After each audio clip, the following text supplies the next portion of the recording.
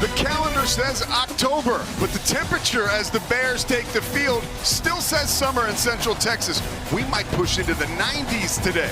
The Big 12 race itself is red hot and wide open as Kansas State and Baylor get set for a high-stakes clash on the banks of the Brazos.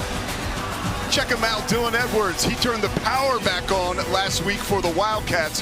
We'll see what he can do today. He is electric. Meantime, a West Texas gunslinger. Sawyer Robertson's video game numbers are actually real. They've established him as one of the best quarterbacks in the country. Welcome inside, everybody. Pete Souza alongside the 10-year NFL veteran, Lee J. Douzable. Partner, we know there's going to be explosion in this game. We just told you about two guys who are going to do it. But this is going to be physical, too. Yeah, I think this is a conference game. Both of these teams already have a conference loss. This game will have major ramifications in the standings in the Big 12. You talked about a conference game. It's going to be physical, tough. I can't wait to see this game because these teams are going to battle today. Yeah, we can't wait to see the power, but we also get to see the pop. Dylan Edwards, man, that guy is pop. He brought the electricity to this Kansas State offense last week versus UCF, and we're going to break down some film. They want to get him out on the perimeter. You see him right here. He's out at receiver, speed, sweep. I highlighted the safety because he's in no man's land. The linebacker gets caught inside. He's in no man's land, and if you give Dylan Edwards the edge, this is what he does. 11 yards, and he almost broke that tackle and went to the house. Right here, simple split zone. The zone blocking to the right, you bring the tight end back across. We highlighted number 0, the linebacker, because he decides to trigger into that B gap. What Dylan Edwards does, once he triggers, one cut, get downhill. And this is the explosion you talked about, Pete. He splits the corner and the safety right there. 75 yards to the house. You talked about being explosive. He brought it last week. Yeah, he did bring it last week to the tune of 166 yards on the ground, 1 touchdown, averaging over 8 yards a clip. Now, if he is fire, Sawyer Robertson, that is ice. I mean, plays with so much calm and poise in the pocket, has pocket awareness, can manipulate the defense. You see the numbers right there, 3+ passing touchdowns in his first 5 games. He's the first quarterback since the number 1 overall pick, Kyler Murray, to do that, and he did it 8 straight times. Sawyer Robertson, there's a reason why everybody is hyping up his name. He's a big-time quarterback, one of the best in the nation. And there's a reason why this place is hype right now. Baylor won the toss. Kansas State is set to receive. Let's get it down to the third member of our team, Tori Petrie. Well, Pete, this will be the healthiest the K-State offense has been all season. They are getting wide receiver Jace Brown back in the lineup today and wide receiver J.B. Bradley. Now, Bradley does have a cast on his left wrist. Coaches say he is a tough kid. He wants to play today. And I can tell you, I saw him catching passes in warm-ups with that cast, so they're going to see how much he can do today. This is going to be the first time K-State has had one of those guys, let alone both, on the field at the same time as running back Dylan Edwards. Offensive coordinator Chris Wells told me it's about time. For sure, that was definitely designed, and that's what got them going last week, using his mobility. And this is a nice job again. Avery Johnson, nice job by the offensive line up front. Avery Johnson getting the Wildcats on the board early in this one.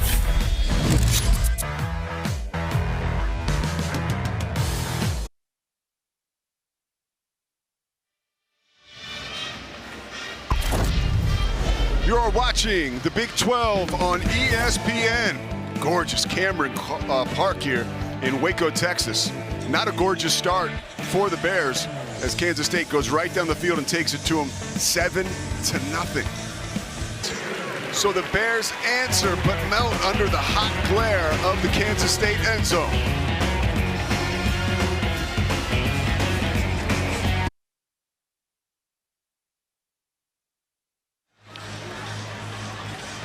Back in Waco, Pete Souza alongside Leger Douzable. It is time for the do's and don'ts for today's game. Yeah, the do's for the Kansas State offense: get Avery Johnson going early, run and pass. Johnson had his best game of the season last week versus UCF. Not only throwing the ball, but running it as well. They have to get him in a rhythm early. And don't for the Baylor defense. Don't allow Dylan Edwards to get to the perimeter. Edwards is Kansas State's most explosive player. They want to get him on the perimeter to use that explosive ability. Baylor cannot allow that. Have made plays. Kansas State comes away with a big turnover. Let's see if this Baylor Bear defense can get the ball back to their high potent offense. 7-3 right now. Josh Cameron has been a force for Baylor, but Avery Johnson got the Wildcats on the board with 6 early. Don't go anywhere. Welcome back to Central Texas. The Bears faithful bouncing a little bit now.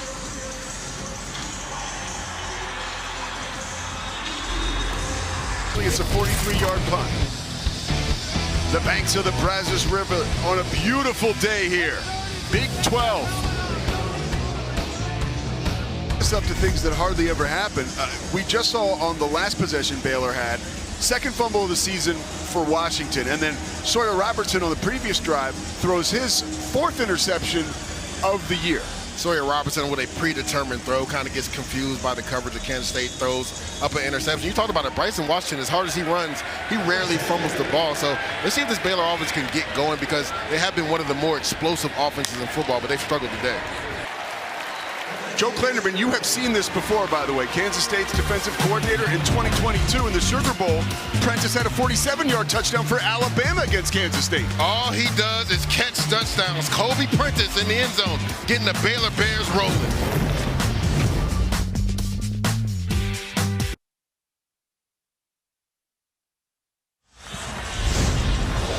4 plays, 70 yards, over 1 minute and 31 seconds. Baylor's first touchdown drive of the day gives them a 10-7 lead.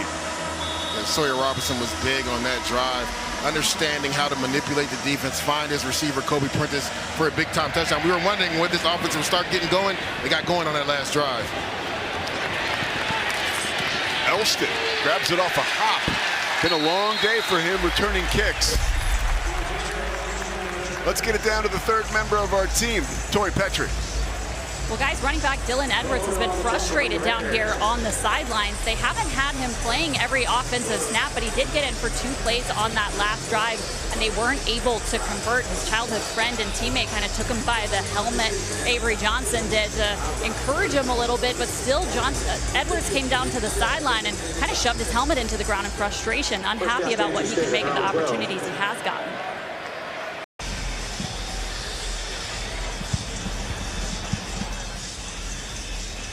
Welcome into the booth here at beautiful McLean Stadium. Pete Souza alongside the 10-year NFL veteran here, Leger Douzable. What have you seen so far from Baylor this afternoon, their offense? Yeah, well, first they had some struggles turning the football over, but this is what we're accustomed to seeing from this Baylor offense, throwing in time, and Sawyer Robinson manipulating the defense and throwing the ball down the field. This is the 2-minute timeout. 17-10.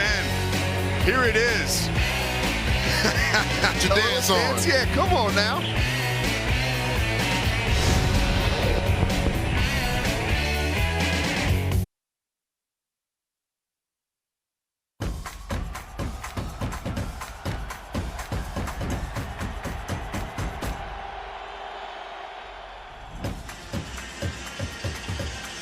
It is a race to Arlington, and it is getting interesting.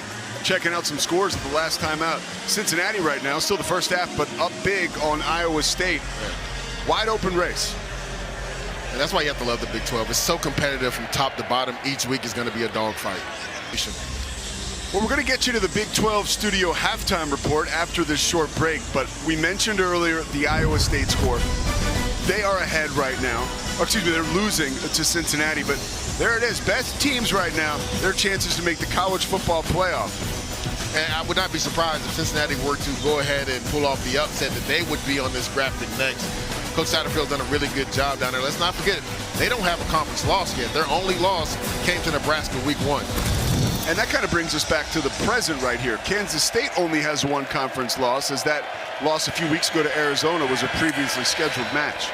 To the goal, automatic first down. And you see right there, Tori gets knocked over. That's our own Tori Petrie right there. I mean, of course, knowing her, she bounces right back up on her feet. I love the toughness from Tori right there. Look, she got a smile on her face, bounce right up. But if you're Kylan Reed, you have to understand where you're at on the sideline. Like, hey, Tori, we got to check on your status now. You're usually checking on other people's status. Now we're checking on yours. You okay? Well, injury report down here is that I am all good. Avery Johnson was so kind, helped me up. So injury report is that I am good to go for the rest of this game. All right, still looking like $1 million too. Thanks, Tori. Appreciate it. I love the grit and toughness, Tori. I love it. You can guarantee he'll secure the football here. Wesley Fair throws him to the turf, and that should do it.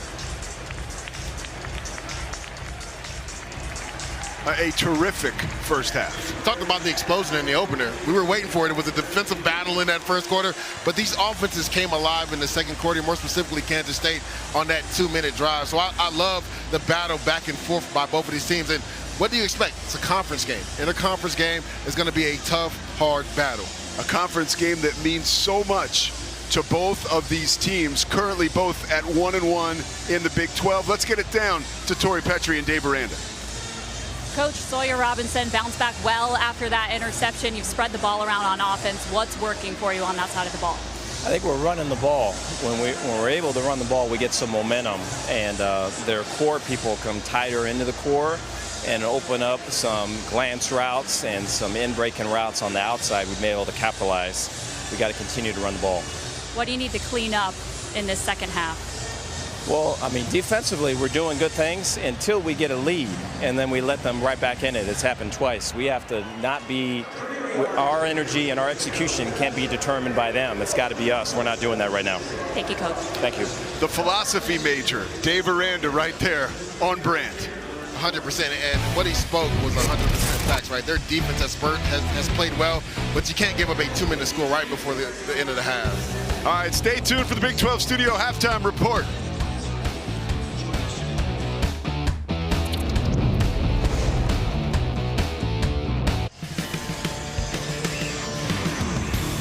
A beautiful Saturday in Central Texas, and the game has lived up to expectations. We are locked at 17.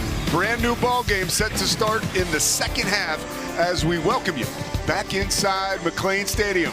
Pete Souza alongside Leger Duzable.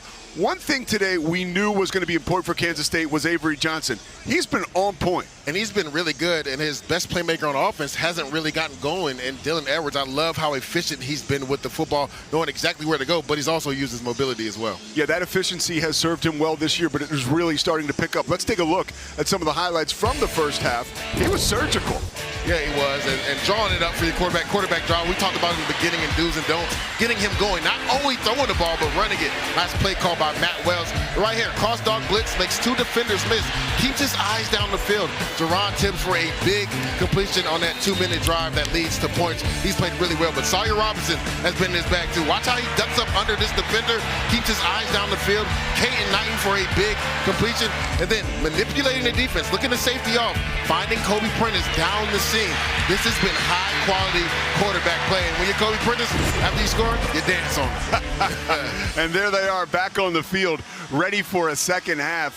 Two of the most prolific quarterbacks in all of college football, especially obviously in the Big 12. And you see the numbers. I mean, both of them throwing dimes all day long. Just how many incompletions between the two of them? 10 incompletions between the two, so both quarterbacks are playing at a really high level, very efficient football. All right, he's here for the analysis and the math. I'm here to just kind of keep us on track and get us from point A to point B. But it's a hot day.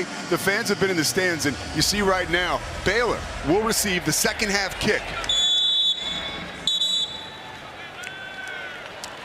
Let's get it down to Tori. She talked with Coach Kleiman. Guys, I talked to Coach Kleiman at the half, and he told me his defense has got to be on the lookout in this half for number 1, Michael Trigg. He said he's a mismatch for us out there, and we've got to watch out for him. On the offense side of the ball, I asked about Dylan Edwards. He said, hey, he's still dealing with a little bit of something out there, so we're keeping an eye on how much he gets in the second half. Teams. One of their core special team players, and you see it right there. Nice job by Jacob Redding. Not only just a leader on defense, but a leader on special teams. Pins this Kansas State offense deep.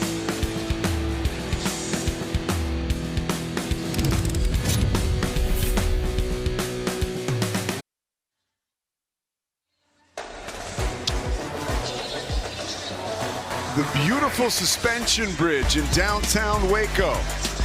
Cozying up to Cameron Park. We are tied here at 17.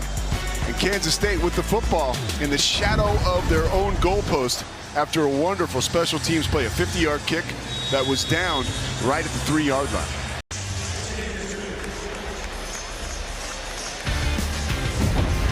Oh, Avery Johnson is hyped right now, and he should be. 97 yards a drive for a touchdown to take the lead in this game.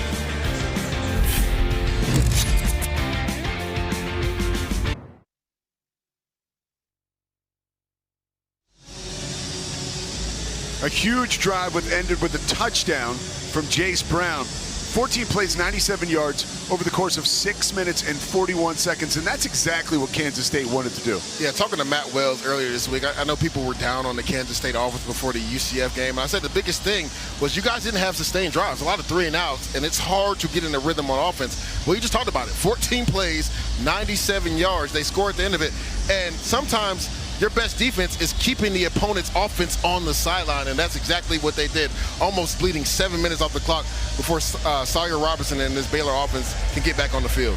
Stopped by Donovan McIntosh, and we have found ourselves headed towards the final frame. Jace Brown celebrating, the Wildcats up 14. This is going to be a fun fourth quarter, Pete.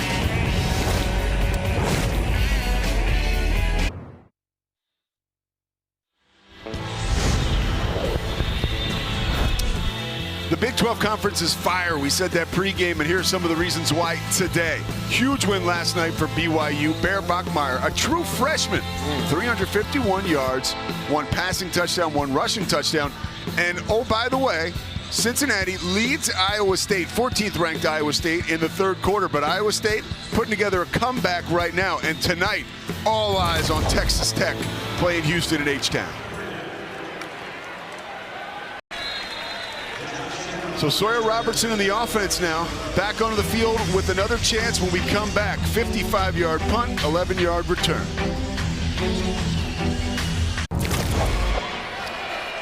You are watching the Big 12 on ESPN. And now we're about to see Sawyer Robertson, who has struggled 7 of 13 for 66 yards in the second half. Can he get it going to bring his team back? We're about to find out. And that was a physical hit by Jacob Redding. You're gonna see it in the middle of your screen. Watch him trigger right here.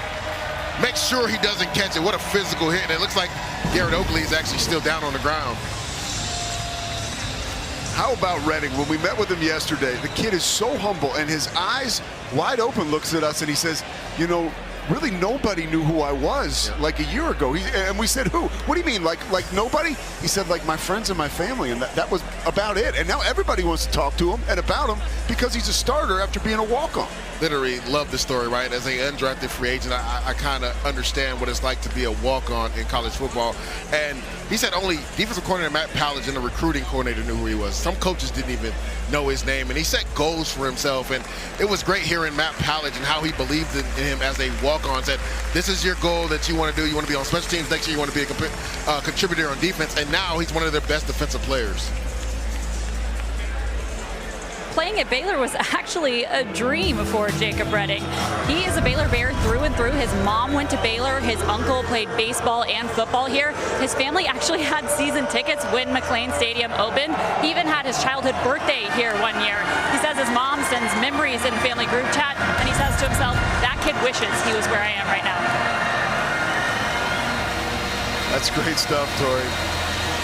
Massive third down, P right here. Look for Avery Johnson to potentially use his legs. So the last third down, he got to the outside and threw a pass. Look for him to potentially use his legs to pick up this first down if nothing's open down the field. Interesting here, Leger. Avery Johnson and the offense come back on the field in moments. I want to get your take on that after we come back from break, but right now, it's all Baylor. Dave Miranda sends some pressure. Nice job by Jacob Redding undercutting the tight end. And then you got the blockers out in front. My man takes it to the house to give Baylor the lead in this game.